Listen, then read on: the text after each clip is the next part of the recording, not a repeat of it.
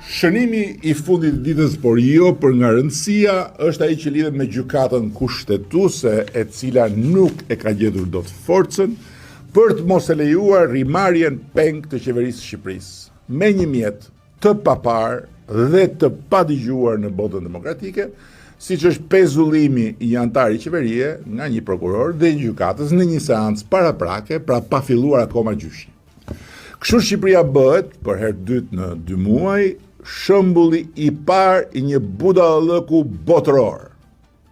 Sepse gjykata kushtetuese u mbyt në lugën e ujit të turbullt të atyre që Cervantesi në librin e tij të famshëm Don Kishoti i Manchës i quan arsyet e mosarsyes. Por fakti është se mos vendimarrja e gjykatës kushtetuese e kthen në fuqi pezullimin e ministres, e cila, që të jemi shumë të qartë, pavarësisht se qartësia është një luks, dhe një luks i rrallë që mund ta kërkosh, po vështirë ta gjesh në turbullirën e 700 tenxhereve politike e mediatike, nuk akuzohet për korrupsion, as nga vetë prokurori që shpiku pezullimin e antarit të qeverisë, me vendim të një seance të mbyllur të përgatitjes së një gjyqi. Sidoqoftë, zhbërja e kësaj shpikje e 100% made in Albania e drejtësisë re dhe e drejtësisë ende të papjekur shqiptare,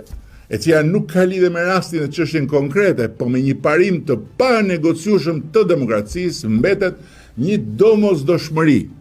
për të rigarantuar pavarësinë e ekzekutivit dhe të parlamentit nga pushteti gjyqësor. Kështu që ne do ta vazhdojmë këtë betejë, ku na thiri me pahir çartja antidemokratike e pezullimit i antarit qeverie, dhe ku fatkeqësisht na mban akoma sot pa fuqia gjykatës kushtetuese për të marrë një vendim sa të thjesht. Është vendim shumë i thjeshtë, se mjafton të marrë shembull çdo vend të botës që do, apo të gjithë vendet e botës bashkë, dhe nuk do të gjesh dot një gjë të ngjashme, por një vendim po aq të nevojshëm për të mos e lënë Shqipërinë vendin e vetëm në planet, ku sot, aktualisht, me këtë brutalitet të rilegjitimuar nga kjo mosvendimarrje, vetë presidenti i Republikës mund pezullohet nga i pari prokuror që gdhihet me këtë ide në kokë. Në ndërkohë, kam dhe diçka tjetër. Kujdo që ka vënë buzën gaz apo ka nxjerrë gjuhën jashtë pas mosvendimit të kushtetuesës, dhe bën hosana dhe fërkonduart me kuturisjet e modës re të arresteve pa gjyq, të cilat arritën një kulm të ri këtë javë, me 30 e kusur flet arreste të prerë nga një prokuror në Durrës, i cili në fakt nuk paraburgosi vetëm veten e vet, se gjithë çka kishte rreth e rrotull për një çështje që nuk përmbush asnjë kusht, zero hiç, nga ato që Këshilli i Evropës dhe Drejtësia Demokratike përcakton si kushte të domosdoshme për arrestin, i futi në një thes, u them një gjë. Kush beson se përpjekja e natyrshme për shtetin ligjor, e të gjithëve bashkë, e jona, qeveri, parlament, drejtësi, me të gjithat përpjetat dhe tatë pjetat e saj, arritjet dhe lajthitjet e drejtësisë re, do të prodhojnë ndonjëherë kosto për këtë shumicë qeverisëse, të cilat do ta kthejnë në punë mullirin e prishur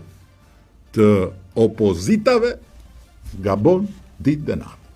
Sepse nuk kupton atë që e kupton shumë qartë populli shqiptar, njeriu i zakonshëm i Shqipërisë. Lufta për drejtësi,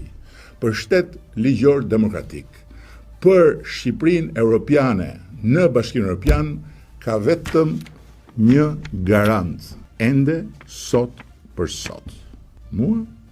dhe këtë shumicë qeverisë.